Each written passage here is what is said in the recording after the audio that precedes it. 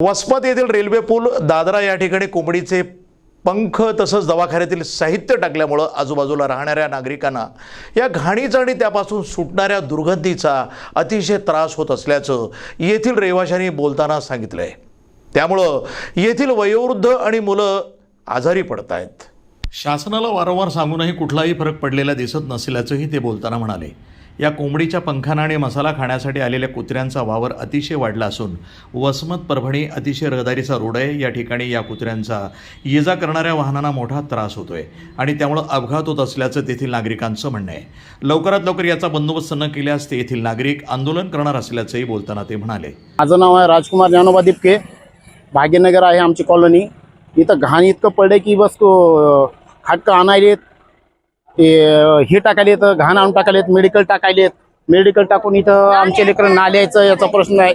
आणून टाकल्याबद्दल त्यांना सांगितलं तर म्हणतात तुमच्या घराकडे टाकायला होत का, दारात टाकायला होत का, या गोष्टी म्हणालेत आम्हाला।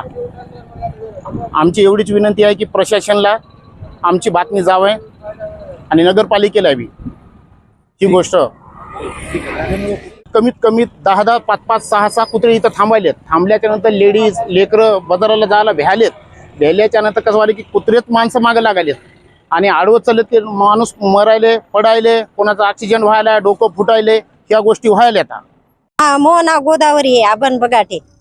आमच्या गलीचं नाव भाग्यनगर आहे, दादरेच्या बाजूला। काय त्रास आहे तुम्हाला? काय आम्हाला घाणीचा त्रास आहे।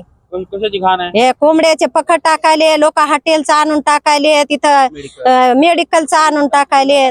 आमच्या लेकरा बाळाला रोजची ताप, हिव, उलट्या, संडास व्हायला आम्हाला टाकायला तर ते म्हणतात आम्ही का घरात टाकाव का, तुमच्या का घरात आणून टाकायला का म्हणाले आम्हाला। रोजच्या शाळेत जाताना लोकांचे ऑक्सिजन व्हायले, ते गाव वाहन वाल्याचे कुत्र्याच्या 100-200 कुत्रा इथं राहिले दादऱ्यावर। या बाबतीत प्रशासनाला कळविलं का? आम्ही कळविलं 2दा-3दा भैयाला कळविलं होतं। भेटा सोमवारी पर्यंत भेटो स्टोर तिकडे एखादा जर मुलगा आम्हाला सोमवारी या म्हणले, आम्ही ते काय दरबार भरवायलो तिथं या म्हणाले, मात्र आमचं कोणीच काय करीना। आम्ही नगरपालिकेला 2 अर्ज दिले, नगरपालिकेचे लोक येईना झाले तर। प्रतिनिधी नंदू परदेशी, वसमत, हिंगोली, NTV न्यूज मराठी।